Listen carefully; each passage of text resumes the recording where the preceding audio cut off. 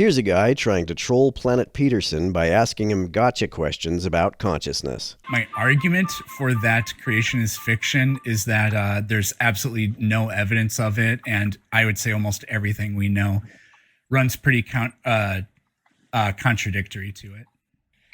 Yeah, so when you say evidence, what's your criteria metric? For evidence? Yeah, what's your criteria of evidence metric? What could count as evidence? Anything that can be predicted by the model counts as evidence because we live in a physical world.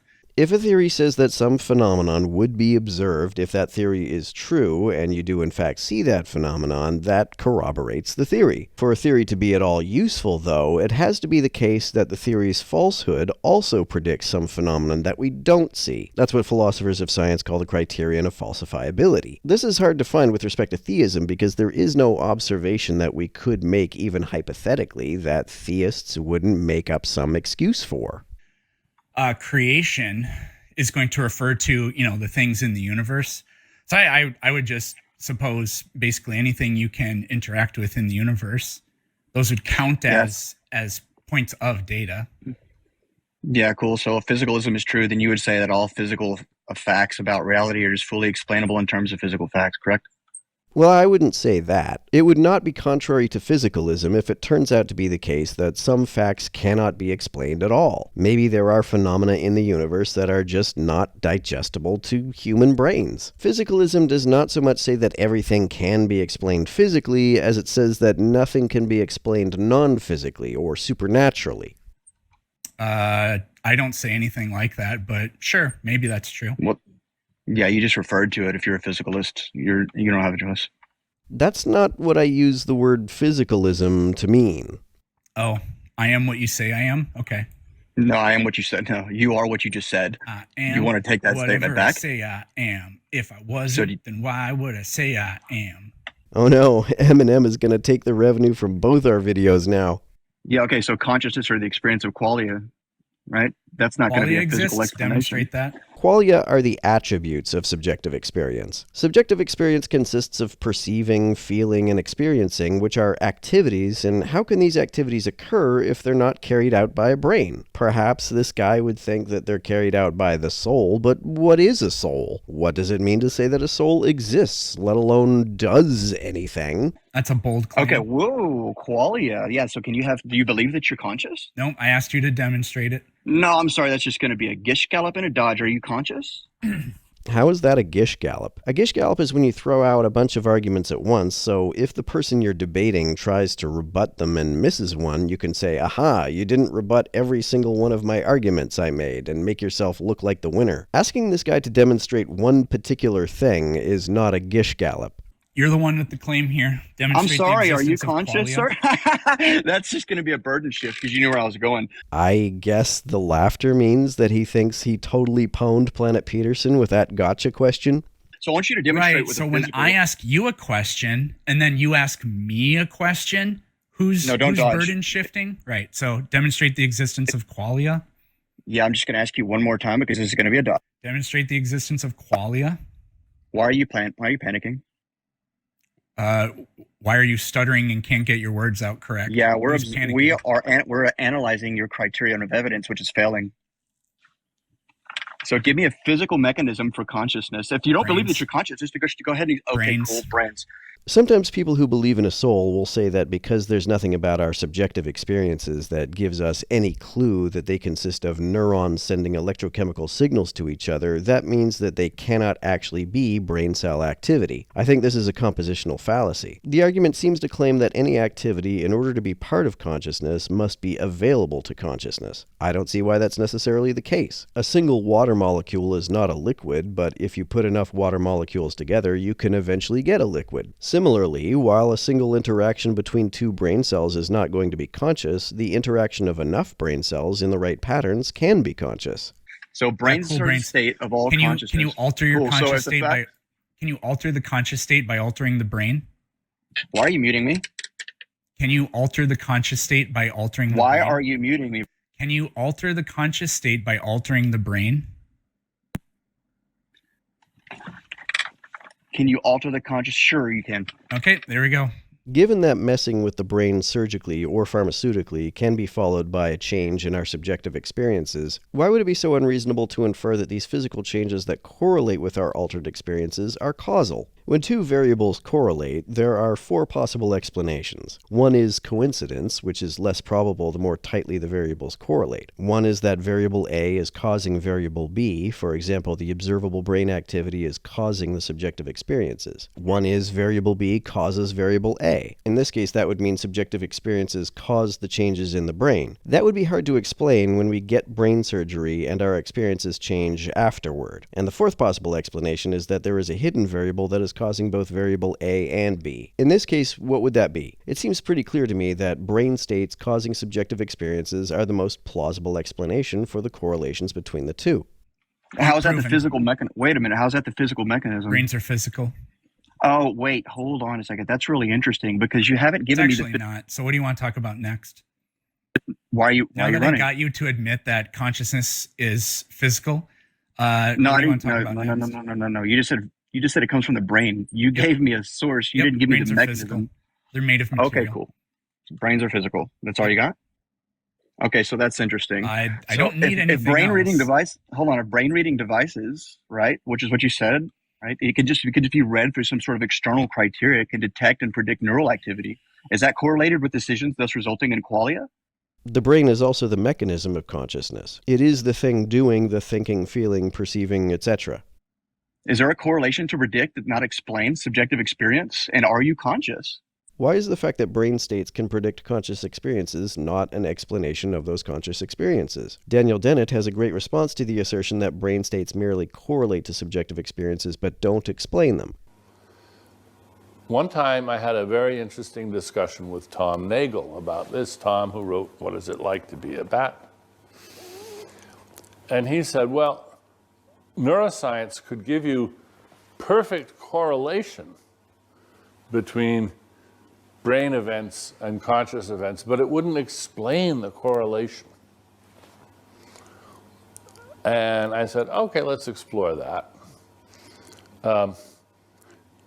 Can you give me an example where it's not just correlation? And he said, yes. Chemists, physicists can tell you, as it were, why water is wet. The molar macro property of wetness can be explained, not just correlated with, but explained in terms of the bonds of the water molecules and so forth. I said, okay, good. That's an example of explanatory correlation. I said, now, how about when industrial chemists create a new polymer that's never been seen on the globe before? It's an artificial polymer. And before they've even made it, they're telling you what its tensile strength is, what its color is, whether it's going to be brittle or stretchy, and so forth. I said, you know, they can do that sometimes. I said, would that be explanatory? And he said, yes. I said, okay. Well, I think we've already entered the age of explanatory neuroscience. And I showed him the Ramachandran and Gregory motion capture experiment, where they predicted a brand new illusion that had never been seen anywhere before, and they predicted it on the basis of their knowledge of the organization of the visual cortex in terms of the blobs and the interblobs, and the parts that are motion sensitive and the parts that are have a low spatial resolution. And I said, isn't that exactly analogous to what the chemists do? Namely, these folks knew enough about how the brain worked so they could say, we'll prove that we know how the brain works because we will put together a circumstance which creates an illusion never before seen, and we'll predict it in advance. You know, so, I mean, that's why I think there's no hard problem. I have no idea what you're saying. Oh, can you not keep up, slow boy? Do you believe that you're conscious, and can you prove it with a physical mechanism? Does the conversation that this guy is having not effectively count as a Turing test? If physical mechanisms can't convince this guy that Eric is conscious, what would? Don't just say brain again. You're going to sound like a retard. Yeah, I can give you overwhelming evidence that I have a conscious experience, and I could do it physically. Okay, cool. I want you to demonstrate that. Go ahead. Yeah, we could read brainwaves, for example. Okay, cool. So you can read brainwaves. So brain reading devices can detect and predict neural activity correlated with decisions. However, the correlation and the prediction do not explain subjective experience or qualia. So that's just going to be a devastating blunder on your behalf. Qualia exists? So can you demonstrate that? For the reasons Dennett gave, the ability to predict conscious experiences through brain activity does, in fact, explain those experiences. I'm sorry. Do you not think that you're conscious? Maybe you're not even on this live, bro. That doesn't mean that qualia is real. It's just going to be another dodge. Is the hard problem of consciousness. Right. So you're the one saying qualia exists, and you're demanding that somehow I demonstrate that it exists, and I'm the one shifting the burden of proof. Okay. Yeah, I'm not going to grant a pivot without a concession. So do you want to establish? I'm not going to grant qualia without proof. Okay, so you're basically saying that you can't prove that you're conscious. So now we're good. You can't prove that qualia exists. Okay. I guess this guy is trying to make the point that you can't physically prove that you're conscious, but how is that evidence for his position? How would he use dualism or idealism to demonstrate consciousness? So you don't have the criteria or physical mechanism to expand on consciousness? Brains. Okay, you just said brains. That's just going to be circular. Well, what would his explanation be? We're conscious because of souls? Why would explaining consciousness with brains be circular, but explaining it with souls is not? So again, it's not circular. If there's any brain, what causes a person to be experiencing consciousness? Their brains, sufficiently complex organizations of matter. How do you know that? Because I have consciousness and I have a brain. Also, the idea that a lot of brain activity has a subjective what-it-is likeness is corroborated by the fact that conscious experiences can be predictably altered by altering the brain activity. I thought you just said you couldn't prove consciousness, but now you said you have consciousness. No, qualia. I wonder what this guy thinks the fake laughter is accomplishing. Okay, so what's a physical mechanism to measure consciousness, bro? Go ahead. We're just establishing a criteria. This is real easy, bro. You could literally just do a survey, or again, you could read brainwaves and all that stuff. Okay, so we can read brainwaves. Awesome. So any brain reading devices that can detect and predict neural activity are correlated with decisions. Would you agree? Say it again. Okay, so a brain reading device. Hold on. I'm going to type it out. Yep. Go ahead. Brain reading device. Yeah, so brain reading devices, right? They can detect and they can predict neural activity. That's correlated with decisions, let's say. You'll agree with that? Yeah, sometimes that can be done. I understand that correlation is not proof of causation, but given how tightly the correlation between brain activity and subjective experience seems to be, why would it not be perfectly reasonable to inductively infer that brain activity is the mechanism of consciousness? You don't want to back out of that because you just said it to the other guy. Okay, cool. So the correlation and the prediction do not explain subjective experience and qualia. So the hard problem that you're faced with here. As Dennett explained, there is no hard problem. Yeah, you haven't demonstrated that qualia is real, by the way. You just said that you were conscious, you clown. This guy is the living embodiment of the not mad Wojak. Qualia and consciousness are not the same thing. Oh, you don't think consciousness is subjective experience firsthand? This is a blunder, Planet Peterson. Qualia and consciousness are not the same thing. Okay, do you think I can experience your conscious genius? What does that have to do with whether consciousness and qualia are the same thing? Qualia and consciousness are not the same thing. Do you think I have epistemic access to your firsthand experience? No, and that's not what qualia is. If you could scan Eric's brain, you could get access to some of his firsthand experiences by seeing from a third-hand perspective brain activity that consistently correlates with them. Do you think consciousness is your own or my own? I think. Do you think I can experience your consciousness? No. Oh, okay, good. Now, so is the hard problem in this case is about why brain activity is accompanied by the experience at all. So therefore, brain prediction technology does not solve or even address the hard problem of consciousness. And if you could do this, Planet Peterson, you'd have a Nobel Prize. I wonder what folks who make this argument think an explanation would look like. I think what they want to see is, if a person is thinking of a tree, they could look at a brain scan and see a picture of a tree on the brain scan. Or open someone's skull and see a picture of a tree in the surface of their brain or something. What they are expecting, essentially, is that looking at brain activity that is producing the subjective experience of the image of a tree should cause one's own brain to copy that same process so that they can see the tree too. Why would an explanation need to do this in order to count as an explanation? When we look at the molecular structure of a chemical and infer from its attributes that it won't absorb, scatter, or reflect visible light, we can infer that it will be transparent, despite the fact that we can't see light passing through the chemical merely by looking at a depiction of the structure of its molecules. Does the fact that such a chemical structure will not reflect, absorb, or scatter light therefore not explain why the chemical is transparent? Calling it the hard problem of consciousness. So what's your criterion of evidence for you to believe anything? They give Nobel Prizes in philosophy? I don't think they do. I don't know. We can just make up a Planet Peterson award. Oh, that'd be kind of cool. And I think it would. Yeah, no, there's no solution to the hard problem of consciousness. But okay, so there's no physical mechanism. So now what will you appeal to for a criteria of evidence? One model has overwhelming evidence, and I don't know what. I don't know what you evidence. think Let's makes talk this about happen. evidence. What's your criteria of evidence? What evidence is there that a soul produces consciousness? How would that explain consciousness? What falsifiable predictions can be made on the basis of that idea? My criteria of evidence? Yep. I don't know what that means. Yeah, what's your metric, bro? I don't know what that means. If it's This part is of where a you get atheistic. if it's part of a predictive model, then it counts as evidence. I'm pretty sure that's the answer. Okay, I don't know why you're muting me. So this predictive model, Because I'm trying to give answers. Is and it then just you reduced keep to observation? Talking. Right, so I have to mute you again. I'm trying to give answers, but then you just keep talking. That's why. So it's just reduced to observation then? Is there another way to establish evidence other than observing it? There's no way for anybody to experience anything except through observation. Okay, Even really? you know that.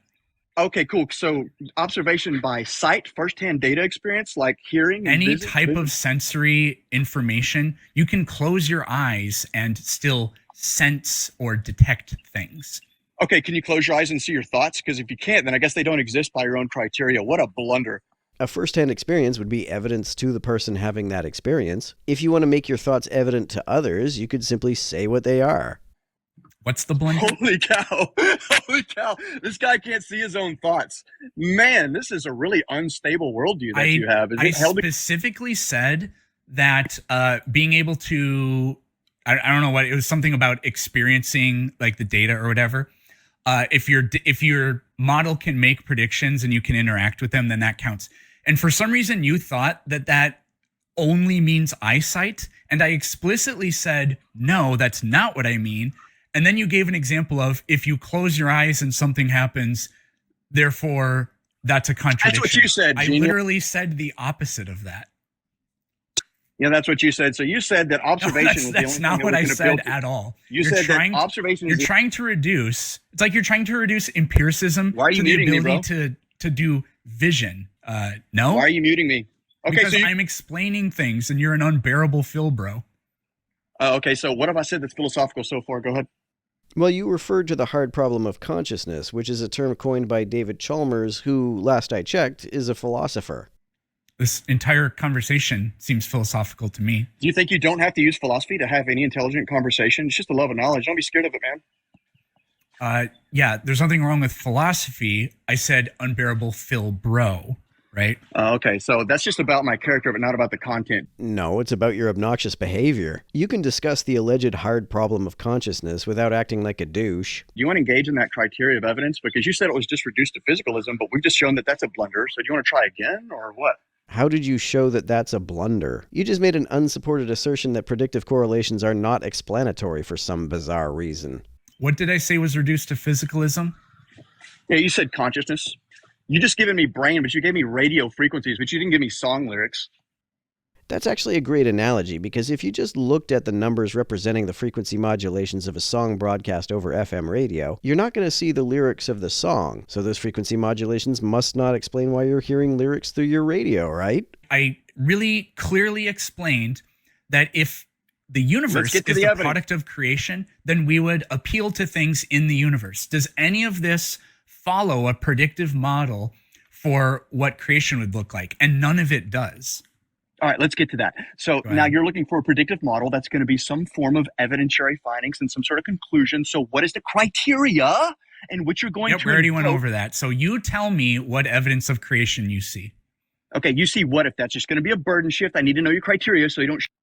Yeah, I am asking you a question. That is the burden shift. That's fine. I answered all of you and I have been talking for You're shifting the 12 minutes and 48 seconds. I've answered every one of your questions. So what evidence of creation do you see? Even if physicalism can't explain consciousness, how is that evidence of creationism? Even if consciousness is a non-physical and or supernatural phenomenon, how is that evidence that a god exists? David Chalmers, the philosopher who first explained the alleged hard problem of consciousness, is an atheist. He's not getting God out of this argument, so how are you? Awesome. So now we have to plant in the ground a strong position on what your criteria is, or otherwise you're just... I asked you, what evidence of creation do you see? Yeah, I just think the principle of sufficient reason with abductive arguments would work. Even if consciousness is fundamentally non-physical, how would it abductively follow that a god therefore exists? But you won't accept that. That's why we got to get a criteria. An argument isn't evidence. Cool, let's talk about evidence. Why do you keep muting me? You didn't mute the other guy. That has nothing to do with evidence. Okay, why do you keep muting me? And what's your criteria of evidence? We still hadn't gotten to that point. I need consistency. What evidence of creation do you see? Yeah, what evidence are you looking for? What do you got there? Physicalism, abduction, induction, principle of sufficient reason? What do you got? None of those are evidence. Those are inferences that you can make on the basis of evidence. Come on, Planet Peterson, do better. It's according to you. According to me, but no, yeah, but why are you burden shifting, bro? Yeah, give me the argument that I'm burden shifting. I asked you a question and you said, according to what principle? Yeah, how does that establish to the original? What evidence of creation do you see? Yeah, what's the metric of evidence and what you're looking for? Try again. I'm just going to wait. I'm not even going to say anything. So you have no criteria. This has worked for you so far. We'll do it this way. If creation were true, then blank. Fill in the blank. Yeah, if creation were true, then there would be a metric by which you would believe it. How does that follow? If that were the case, then there would be evidence of every true statement. A statement can be true without any evidence of its truth being accessible to us. Why are you muting me, bro? If creation were true, then blank. Okay, then blank. There would be some evidence. Cool. Now we're there. What's that criteria look like, Planet Peterson? I asked you what the evidence would be. It's according to you. You don't know, do you? Constantine, it's according to you. I'm asking you the question. You get to pretend that you're the smartest human being in the world. Tell me what the evidence would be. Okay, cool. Now, when I start giving this, right, I need to make sure. Start presenting. Whoa, what's going on with your audio? Yeah, my what do you call it? My ear fell out. So, when I start giving this evidence, when I start presenting my case, tell me what the evidence would be. Oh yeah, we'll establish that. What's a criteria? Here's a criterion. What can be abductively inferred to have been caused by a timeless, spaceless, disembodied mind that can't more coherently, parsimoniously, and falsifiably be explained by physical phenomena? You're just going to run, ain't you? This is fun. Says the guy that won't fill in the blanks. So it's actually, I promise I will not say anything more until you answer the question. You're not allowed to talk about me and my standards. You're allowed to adopt your very own standard for everything.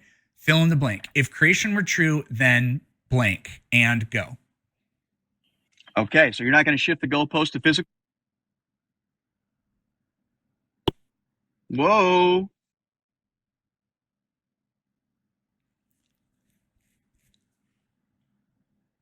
Why are you muting me, Planet Peterson?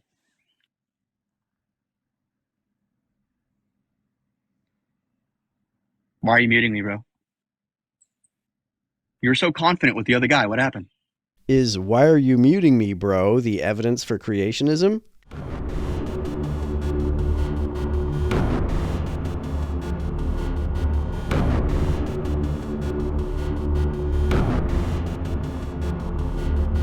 To everyone who helps me out on Patreon, you're a big help. Thanks so much.